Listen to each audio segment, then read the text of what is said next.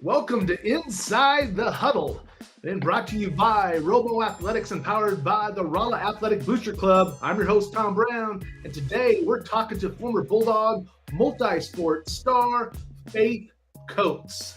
Hey, thanks for joining us, Faith. No problem. How you doing? I am doing great, man. Doing great. Did you have a good Christmas? I did. I wish my break was a little longer, but that comes with playing basketball. So you win some, you lose some. Yeah, so you just got back from Vegas. Talk to us a little bit just how the Vegas trip went. Vegas was pretty cool. I've never went on like a huge trip like that for like any sport really, but we got to go play basketball in a really big gym versus some really good teams. We got a lot of good competition in, and we also got to see, Vegas. So it was pretty cool.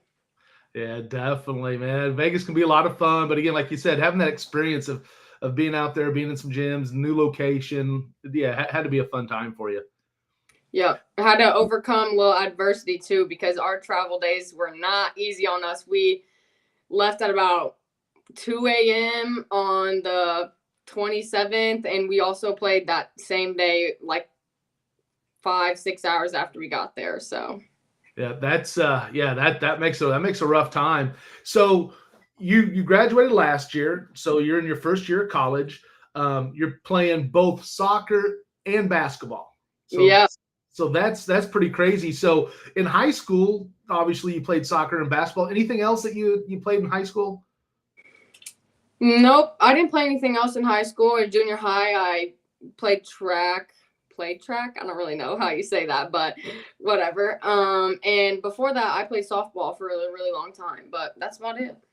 Okay, yeah. So we got in high school, got those two. Which ones did you have a favorite in high school, or was it pretty much the season you were in? I've thought about this many times, and also as a dual sport athlete, I also get asked this question many times. But I mean, I don't really have a favorite sport. It's more of like the team that, like the players that consist of the team I'm playing on. But understand. So that camaraderie and how you feel, what that team makes you feel. Yeah, like that chemistry, definitely what that comes down to for sure.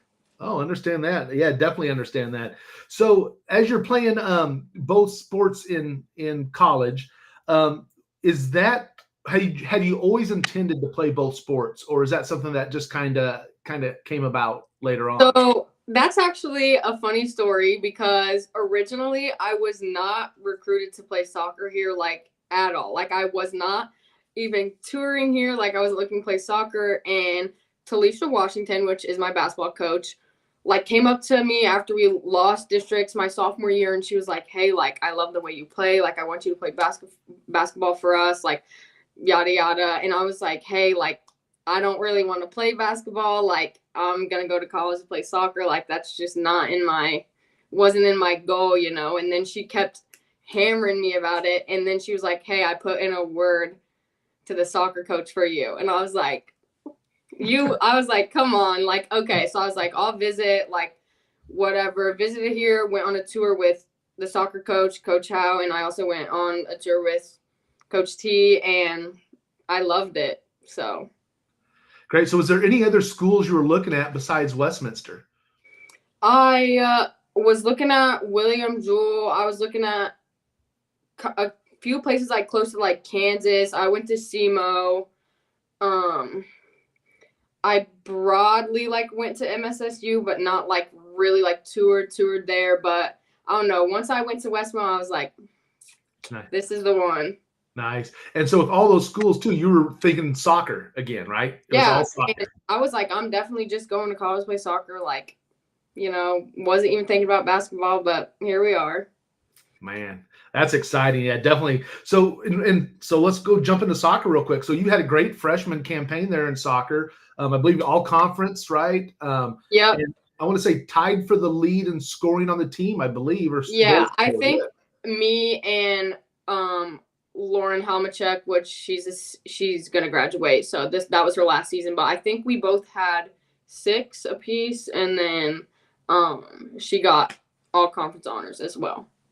Yeah, that was great because I was reading up on it, and you're the only one coming back to next year's of the groups. Everyone else was upperclassmen, and you were the only underclassman to get. Yeah, I think I was the only underclassman. Yeah, that was on that conference list, and it sucks though. I'm gonna hate losing them because they literally became my best friends. But that is part of the process, isn't it? Going through, and again, like you said, part of it's how that team fits, right? How you have those connections.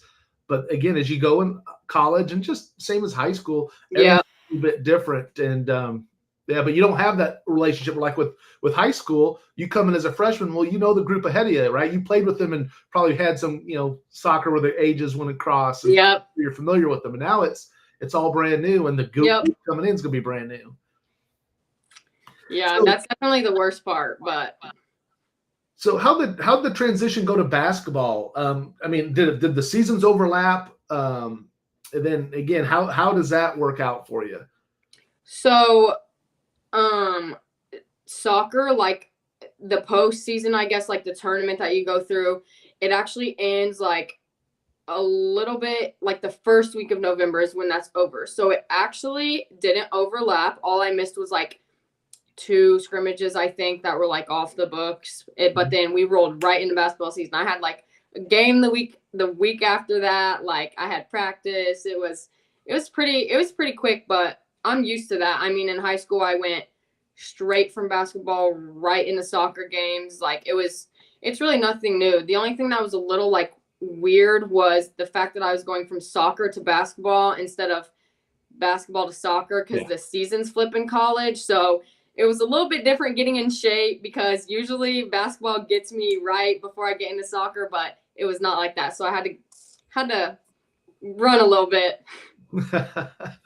Yeah, we'll talk a little bit about that. So during season, again, what's it like to be a college athlete? Like a day in the life. What's your day look like? Again, because for you it's different because again that same day. I mean, it's just now you still got a sport going on. It's not just your classes. Yeah. So I had 17 credit hours last semester, which is a lot for an athlete. Usually you take about 13, 14 around that, but I had 17. So I did have the luxury of getting out of class every day at 12, except for the days I had labs. So let's say we had practice like later on, like 4, 5, 6, like there was a big time gap there that I could like use to do my homework or get stuff done, like laundry, like sports stuff, you know what I mean? So that was super nice. I was really thankful that my advisor worked with me to set my schedule up like that because that definitely benefited me, especially being a student athlete. But I mean, there were some early mornings, like for soccer season, we had technical Tuesdays, and that was at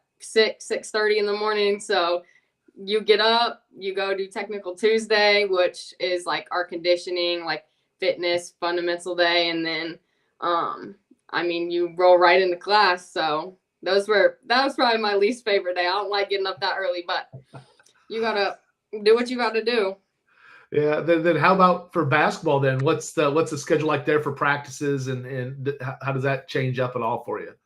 So our basketball is definitely different. Our soccer practices were always like either early in the morning or we had them like 5 to 7. It was never usually later than that. But like basketball, we had at the very beginning of the season, a lot of our practices were like 8 to 10, which that is awful. Yeah. But like, it's just, you got to work with all of our schedules. And since a lot of our like team is upperclassmen, I mean, they got classes at 6, 5:30. Like there was just some stuff we had to work around. So there has definitely been a lot of late nights for basketball, which I wasn't used to, but it just time management really. So how does so again, that's a big difference from high school where it's always after school, right? Yeah. You always have your pattern and you may have some extra stuff you would do and, typically in the off season. And then on game day, again, things are different when you go to college, right? Because again, you're not just in those classrooms from here to here, then hop on a bus and go. So talk about game day, things that you had to deal with, the way the teams had prepped for it, or meals, or however you guys did things from both the soccer perspective and then also with the basketball team now. So for soccer, typically like the day before a game, our whole team, without like excluding the coaches because they didn't come to this, we would all get together, like usually at one of my teammates' apartments. Like the whole team gets there. We'll watch film over, the soccer team that we're playing. We'll each take our own notes on like what we think, like how we think we can attack them, and like what we think is going to work for us, and like specific players that we need to pay attention to, like stuff like that. And then on soccer game days, we don't have like a shoot around because like that's not really like a thing for soccer as it is for basketball. So we pretty much get up. We usually she encourages everyone to eat breakfast. If we don't eat it together, then we all try to eat breakfast like on our own, and then we roll right into playing that game later on. But basketball, I would say, like we have a game coming up, so we're gonna watch film. We watch film the day of though, so we're gonna watch film like 9:15. We watch it for about 45 minutes. We have specific clips on players we need to watch, and we have this app called Fast Scout, which is really cool. Like all of our plays are in there, all of our scout is in there on each player, like each player stats that we're playing, and it's really cool. So we break all that stuff down, and then we go right into shoot around after that. Pretty much just get some shots up, do some post guard work, and then we get out of there, and we show up about an hour and a half before game time, and we roll right into our hour warm up. Nice. So you enjoying it so far? I do. A lot of people were kind of freaking me out. I won't lie. They were like, hey, like playing two sports is going to be hard. Like, I don't know if you're going to want to do that. Like, good luck. Like, but I love it. It really has not been like too much on me. Like, sure, like Vegas, the travel days, that was definitely a lot on like your body, but like Coach T gave us a day off, to recover. So it's really just our coaches do a great job working with us. So it's really fun, and I love it. It's fun. Good. That's always, like you said, I like how that, because people are always warning you about everything, the classes, right? The adjustments. Yeah, I was like, I got it. It's okay.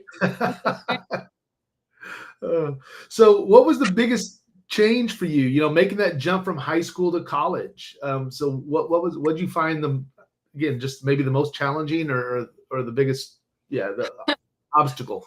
Personally, for me, I'm really bad at procrastinating, but like as first semester went on, I really like cut down on that because I knew that like that cannot be a thing in college for real, because we like there's a lot of hard deadlines because we use Canvas like instead of like Google Drive and Google Classroom and all that, like whatever, and it like if you don't turn an assignment in on time, it locks. So you actually can't turn it in like at all after that. So it's like, you really got to be on yourself about your homework. So time management was probably just the hardest thing because you're used to just, like you said, you have school all day. I mean, then you have practice and you get out and you have like the rest of that day and, but here it's like you almost have more time than you know what to do with. So then you're like, oh, I'll just do it later. And then like, later gets later and you're not doing it. Yeah, I think that was the hardest thing, was definitely just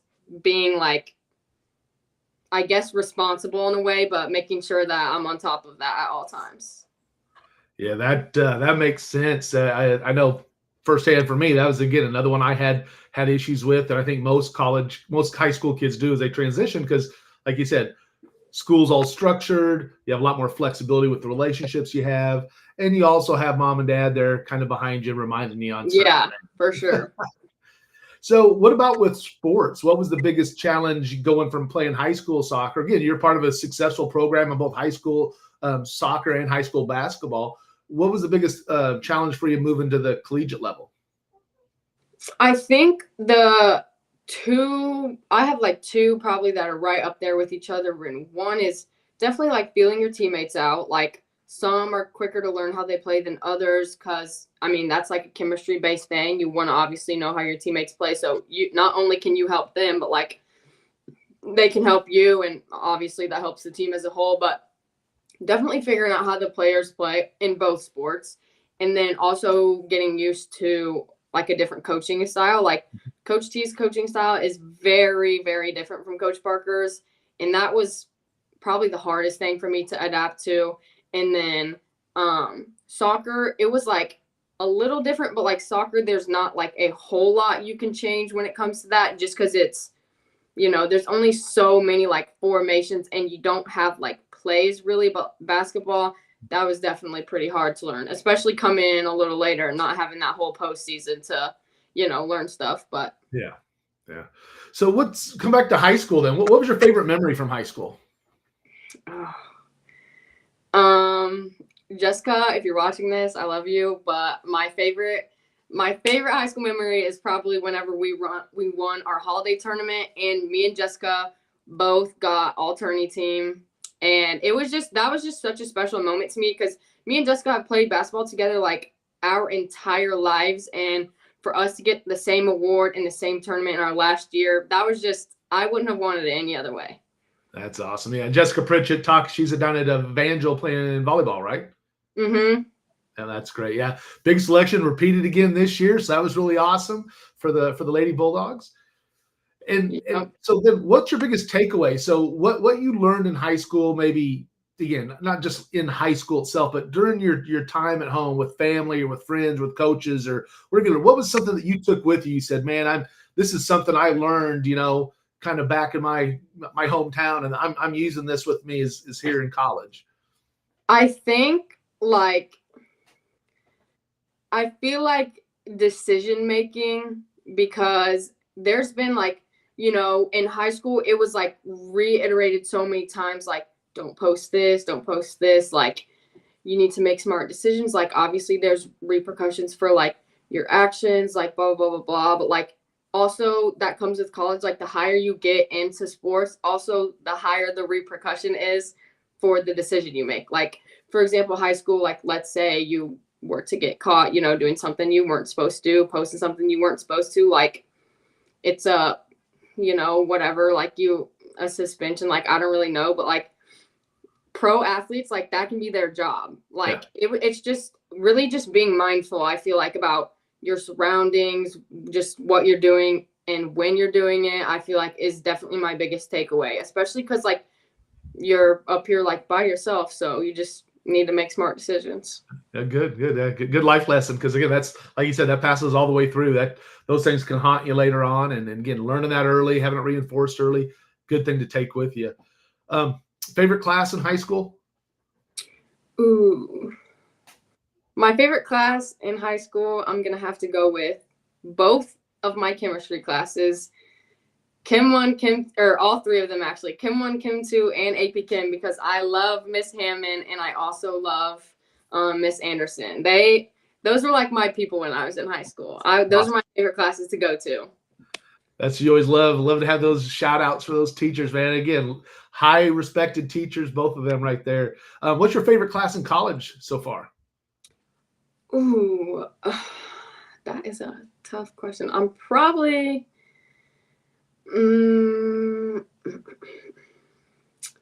let me think. I'm probably going to have to go with my biology lab class.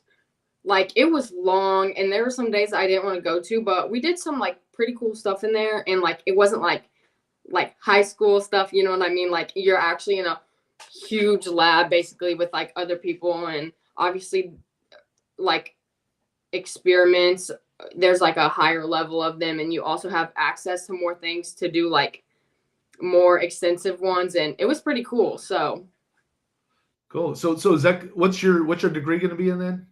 I am majoring in exercise science, so we'll have to take some classes before I can get through to my actual like classes I have to take for that. Right. Yeah. So are you looking then to go into sports training afterwards, physical therapy? What's I want to do PT when I'm older. Like, I want to be a physical therapist. It connects me to like the athletic world still. Like, I still get to work with athletes, like recovering from that, but I also, get to help just normal people out. So it was something I really wanted to do, but I do have to go to grad school, unfortunately. Yeah, that's one of those, as you start going through the process, you start, you get to put that fourth year in, you're like, okay, let's make sure this is really what I want to do. Yeah, for sure. I understand. So one of the things I always like to talk about is, coming through the whole process of coming into high school and being one of those leaders and being visible. it means a lot. And again, for us, there was the Knights program or the Optimist program or the SIR program where those kids are always looking up to you. And, and it's not just the youth, because, we have a great, connection between our youth sports or high school sports. Yeah. But it's like it's those teammates, right? So what do you have to say to them, the group that's there behind you now, right? Because you got a group graduating, and then we have some younger people coming in. What's your advice to them as they're going through their high school careers? What's your advice from what you've learned? Oh, tough question. I would say like at the end of the day, like if you're gonna play for anyone, and like if you're just not feeling it, you're just having an off day, like if you're gonna play for anyone, just play for the people next to you. Like play for the people on the court.